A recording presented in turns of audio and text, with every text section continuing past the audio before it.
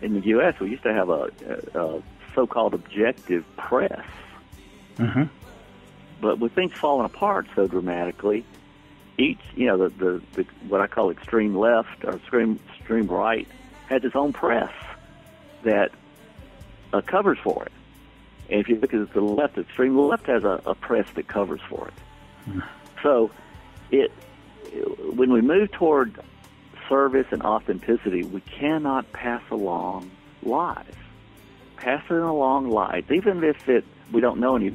Even if we don't know any better and we're too lazy to really keep up with what's going on ourselves, if we pass along a lie, all liberals are bad, all conservatives are bad, evil, trying to destroy the world. We have to stop them from destroying the world. Both sides say that. The extreme left and extreme right, they have this lie essentially is that everybody on the other side are demons and they're trying to destroy the world. Mm-hmm, mm-hmm. Yeah, so, I could see that, trying to create objects on the other side. Yes, dehumanize the opposition. Mm-hmm. Okay, both sides did that. They're trying to in the U.S. They were, the whole right wing the whole apparatus was to dehumanize Barack Obama, mm-hmm. and his whole apparatus. Well, I won't say him, but I say his extreme left supporters are trying to demonize Mitt Romney. Mm-hmm. Now, regardless of where you stand, left or right, whichever issues, it's important that we go enlightened with this so that you make sure you're not passing on a lie. Mm-hmm. And that you move, and that as soon as you say, I'm not going to pass along a lie, you move to a more center left or right. Mm-hmm. And of course, most extremes say, well, the center is just uninformed. If they really knew what we knew, they would act like us. But in terms of spirituality, in my view, we can prove to ourselves that once you start to observe and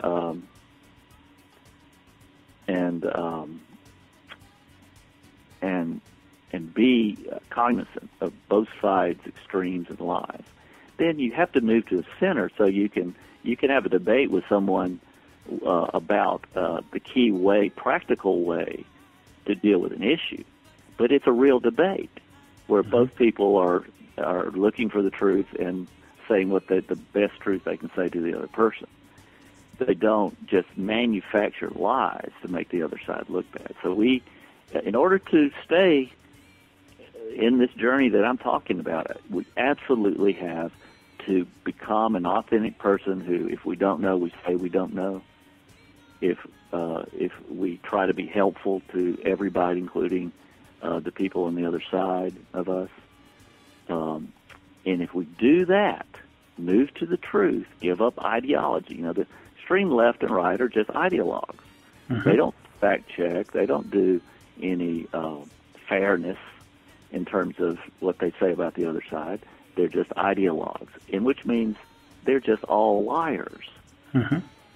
And James, when you offer a truth, it automatically offers an invitation from the other side to step in and join you.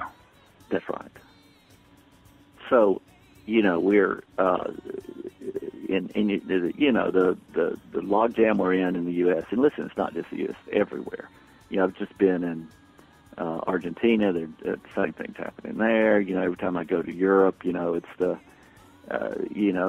people don't know what to believe because the press has chosen sides. Mm-hmm. So what we've got to do is to get this world stable is to move toward a practical, what I call an enlightened, moderate, problem-solving approach to everything. And that includes, in a big way, money. Because money is just a measure of your karma. Mm-hmm. I mean, this whole crash was crashed because of bad karma with people spending more than they had coming in, both governments and individuals and corporations, colluding with certain groups to give you special favors by government to bring you more money. All those things is what has, it crashed out of its own greed. essentially. And we can talk at length about the financial crash, and I think people can again understand that from a spiritual point of view. But here we are at the individual level. We're just trying to get into a space where life works and it's easier, and that means getting alignment with the karma service, and then not passing along manipulations of one kind or another. In other words, if we just, if we buy into the talking points of the far left or right, and then we talk to people about that, we may think it's the truth, but it's not the truth. So what we have to do is back up and clean up all of our knowledge about the larger picture of this transition, and get in and keep our alignment pure by transcending ideology and transcending inauthenticity of any kind. In other words, if we're thinking something and not saying it to the other person, it means that we have a hidden agenda. So the hidden agenda is the measure in terms of us as individuals. No, I was thinking that how powerful if I'm thinking of something and I haven't shared it with you, and I make a decision, active decision, conscious decision to share something with you in the form of a question. How powerful would that question then become without having an intention to hurt? I guess the intention is very important here, isn't it? Yeah, because you can say you're being of service, but if it's really to get your enemies back by the way you try to do it, or showing people up, or any of those things, I mean, you're not being of service, really. You're just making your ego feel good. Well, it probably feels good for a while. Yeah, until it comes back and bites you. Yeah, I mean, if you think, I'm going to help this person with their diet, they don't seem to be eating very well, I'm going to help this person, and you start off by calling them fat because it makes you feel better about not being fat. As a need for self-esteem and some, you see all the tangles here. We've got to find an authentic way of service. We have to do it out with love, and this is the next insight. The 1 through 4 is very much a rational understanding in some ways. People can do it though without this. It's always going to be in service of the ego until they have what the mystics call a spiritual breakthrough, which is our fifth step. So the fifth insight is the spiritual breakthrough, a mystical experience. That's correct. And now, we all have these little epiphanies, in the sunset or on the beach or whatever, and it's just somehow we feel connected to all things. Yeah. Well, that's the entry point.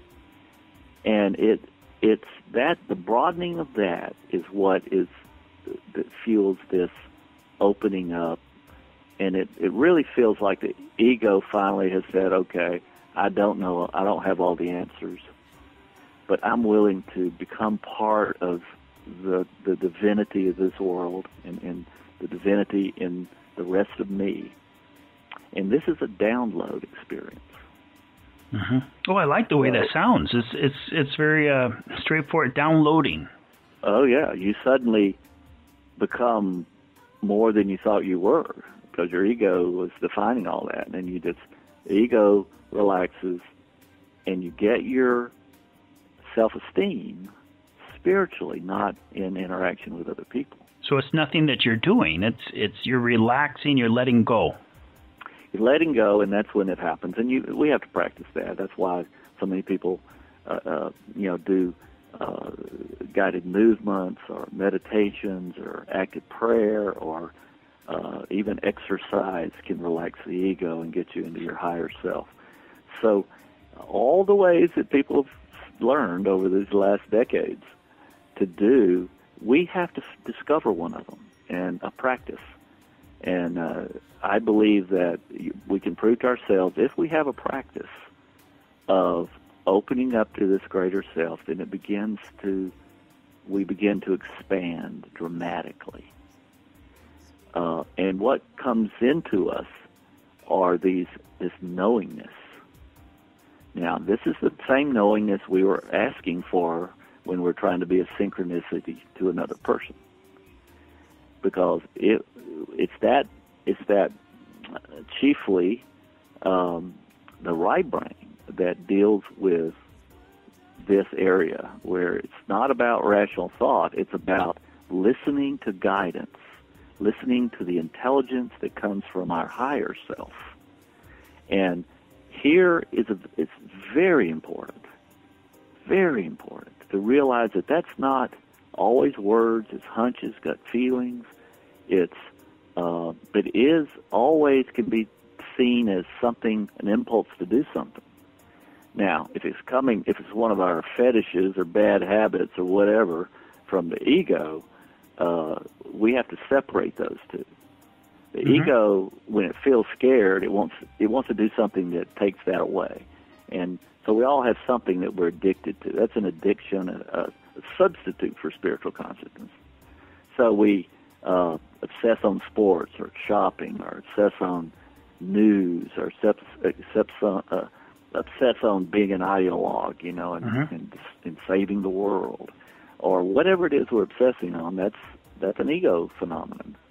It's important that we realize that that there's another side of us, another knowingness that can come in, and just affirm that with gratitude.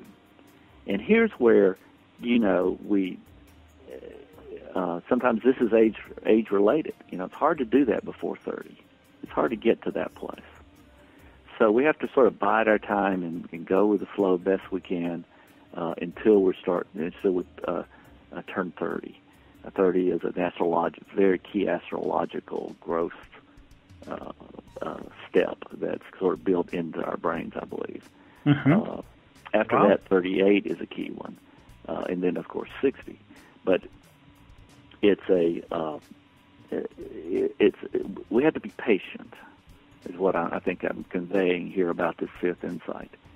This is dancing with the masters. This is doing things that take us out of our ego's sort of regimentation to feel safe, and we just have to do that and practice it. And the more we practice it, the more this knowing side comes in. And in moments of, when I have an audience and I ask, okay, how many of you have had a profound spiritual moment where you seem to blow everything and you understood more about life and your own life and what you should do?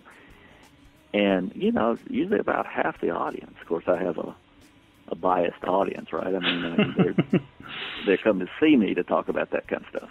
But I believe more and more people every day actually have the full download. Now, what happens during the full download, and people should expect this, is this moment where all of a sudden we get hit by this inspiration, and the emotion of it is love. Yeah. And sometimes people feel love realizing they've never really experienced love before. And it's a coming home, receiving our spiritual intelligence, receiving the rest of our personality and self. It's transforming, and it's in its moment. Now, we don't always hang on to it. Sometimes it goes away when we wake up the next morning, and we have to just then do the attitude change that we've been discussing here, and it just grows on itself. And I guess that's really kind of important, too, is to realize that this is an experience. And to trust in our experiences. Yeah, this is not a doctrine. Nothing is any good about the rational way we're describing this unless we have an experience that goes along with it. And but people, it's easier to have that experience than ever before because it's contagious and more people are doing it. And so that brings us to the sixth insight, which is clearing the past. Yes. Clearing the past and envisioning the future. And envision the future.